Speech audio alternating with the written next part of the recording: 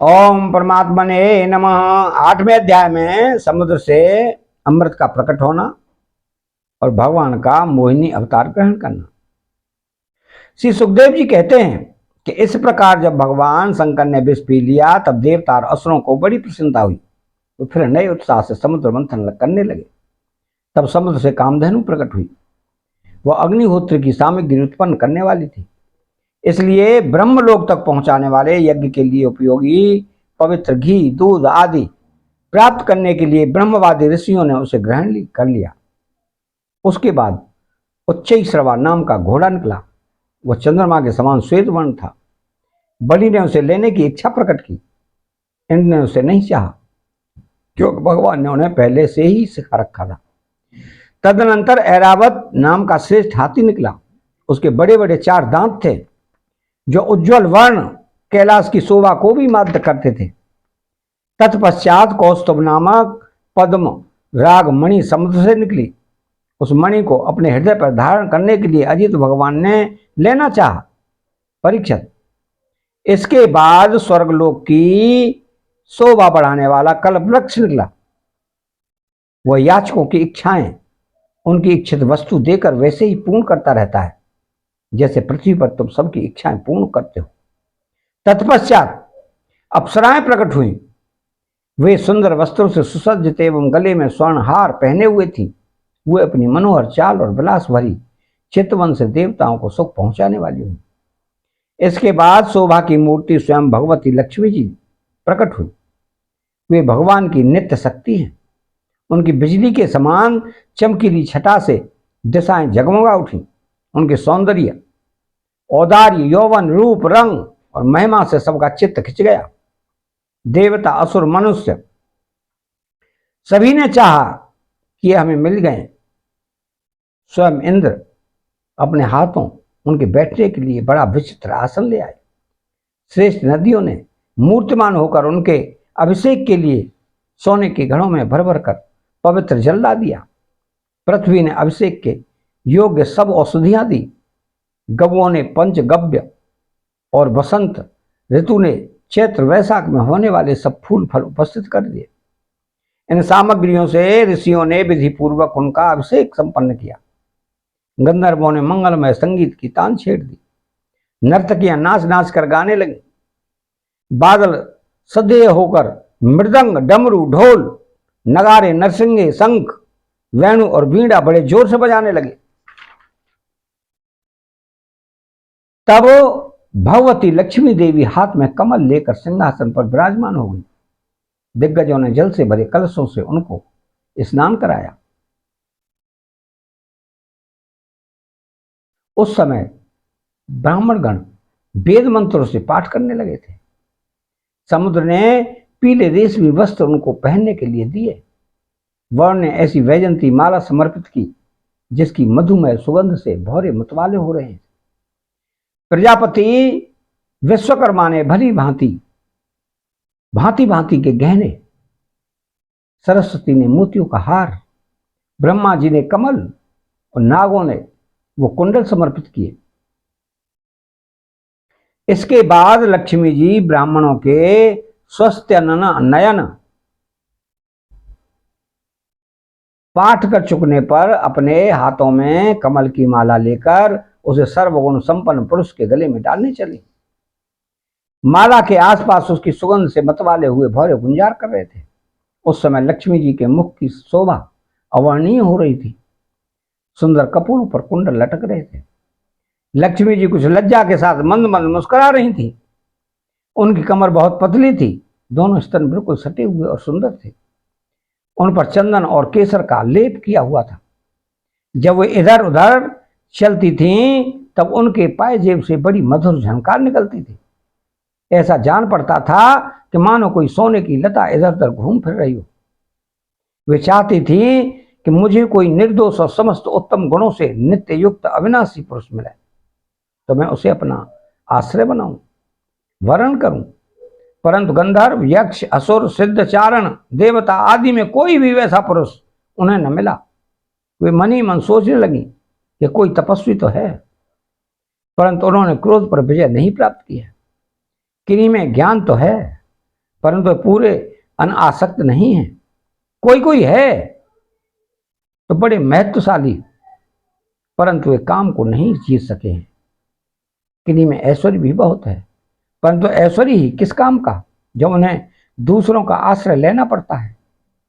किन्हीं में धर्माचरण तो है, परंतु प्राणियों के प्रति वे प्रेम का पूरा बर्ताव नहीं करते। त्याग तो है, परंतु केवल त्याग ही तो मुक्ति का कारण नहीं है। किन्हीं किन्हीं में वीरता तो अवश्य है, परंतु वे भी काल के पंजे से बाहर नहीं है। अवश्य ही कुछ महात्माओं में वैश्याशक्ति नहीं है, परंतु वे तो निरंतर अद्वैत समाधि में ही तल्लीन रहते हैं। किसी किसी ऋषि ने आयु तो बहुत लंबी प्राप्त कर ली है, परंतु उनका शील मंगल भी मेरे योग्य नहीं है। किन्हीं में शील मंगल भी है, परंतु उनकी आयु का कुछ ठिकाना नहीं। अवश्य ही किन्हीं में दोनों ही बातें हैं, किंतु वे अमंगल वेश में रहते हैं। रहे एक भगवान विष्णु, उनमें सभी मंगलमय गुणों नित्य निवास करते हैं, परंतु वे मुझे चाहते ही नहीं। इस प्रकार सोच विचार कर अंत में श्री लक्ष्मी जी ने अपने चिर अभीष्ट भगवान को ही वर के रूप में चुना, क्योंकि उनमें समस्त सद्गुण नित्य निवास करते हैं। प्राकृत गुण उनका स्पर्श नहीं कर सकते और अणिमा आदि समस्त गुण उनको चाह करते हैं, परंतु वे किसी की भी उपेक्षा नहीं करते। वास्तव में लक्ष्मी जी के एकमात्र आश्रय भगवान ही है।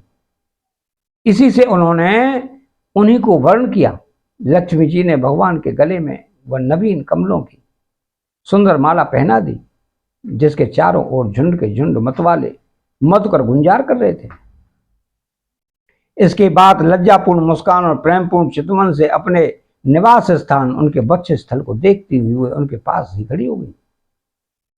जगत पिता भगवान ने जगत जननी समस्त संपत्तियों की अधिष्ठात देवता श्री लक्ष्मी जी को अपने वक्ष स्थल पर ही सर्वदा निवास करने का स्थान दिया। लक्ष्मी जी ने वहां विराजमान होकर अपनी करुणा भरी चितवन से तीनों लोक लोकपति और अपनी प्यारी प्रजा की अभिवृद्धि की। उस समय शंख तुरही मृदंग आदि बाजे बजने लगे, गंधर्व अप्सराओं के साथ नाचने गाने लगे। इससे बड़ा भारी शब्द होने लगा। ब्रह्मा रुद्र अंगिरा आदि सब प्रजापति पुष्प वर्षा करते हुए भगवान के गुण स्वरूप और लीला आदि की यथार्थ वर्णन करने वाले मंत्रों से उनकी स्तुति करने लगे। देवता प्रजापति और प्रजा सभी लक्ष्मी जी की कृपा दृष्टि से शील आदि उत्तम गुणों से संपन्न होकर बहुत सुखी हो गए।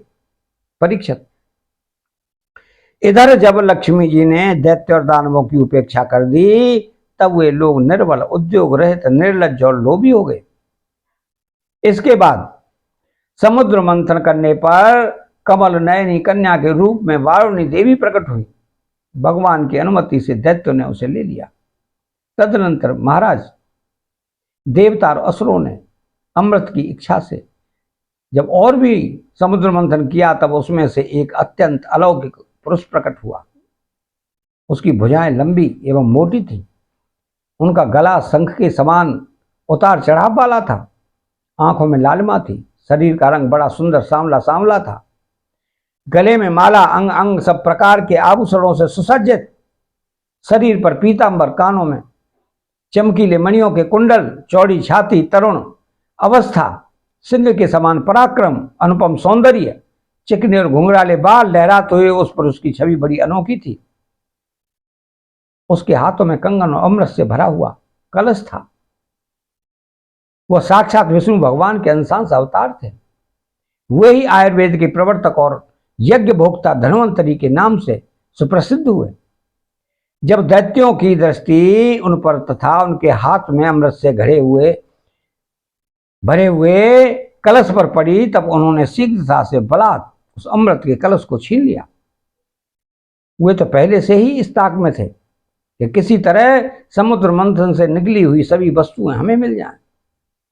जब असुर उस अमृत से भरे कलश को छीन ले गए, जब देवताओं का मन विषाद से भर गया। अब वे भगवान की शरण में आए। आपकी दीन दशा देखकर भक्त वांछा कल्पतरु भगवान ने कहा, देवताओं तुम लोग खेद मत करो, मैं अपनी माया से उनमें आपस की फूट डालकर अभी तुम्हारा काम बना देता हूं। परीक्षित, अमृत लोलुप दैत्यों में उसके लिए आपस में झगड़ा हो गया। सभी कहने लगे कि पहले मैं पीऊंगा, पहले मैं पीऊंगा, तुम नहीं, तुम नहीं। उनमें जो दुर्बल थे वे सब बलवान दैत्यों का विरोध करने लगे। जिन्होंने कलश छीनकर अपने हाथ में लिया था वे ईर्ष्यावश धर्म की दुहाई देकर उनको रोकते और बार बार कहने लगे कि भाई, देवताओं ने भी हमारे बराबर ही परिश्रम किया है, उनको भी यज्ञ भाग के समान इसका भाग मिलना ही चाहिए, यही सनातन धर्म है। इस प्रकार उन दैत्यों में तू में हो रही थी। और उधर सभी उपाय जानने वालों के स्वामी चतुर शिरोमणि भगवान ने अत्यंत अद्भुत और अवर्णनीय स्त्री का रूप धारण किया। शरीर का रंग नील कमल के समान श्याम एवं देखने के ही योग्य था। अंग प्रत्यंग बड़े ही आकर्षक थे। दोनों कान बराबर और कर्णफूल से सुशोभित थे।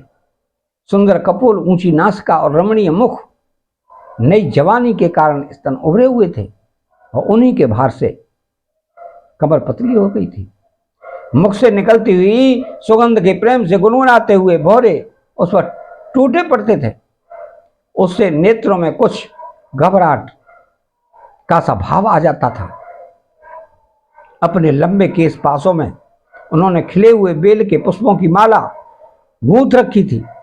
सुंदर गले में कंठ के आभूषण और सुंदर भुजाओं में बाजूबंद शोभित थे।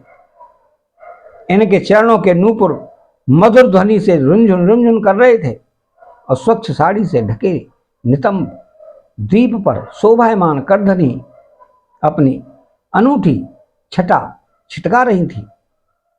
अपनी सलज्ज मुस्कान, नाचती हुई तिरछी भौहें और विलास भरी चितवन से मोहिनी रूपधारी भगवान दैत्य सेनापतियों के चित्त में बार बार कामोद्दीपन करने लगे। अतः यह 8वां अध्याय समाप्त होता है। चैनल को सब्सक्राइब करें, बेल आइकन घंटी को दबाएं और कमेंट बॉक्स में श्री राधे कृष्ण लिखें। जय श्री कृष्णा।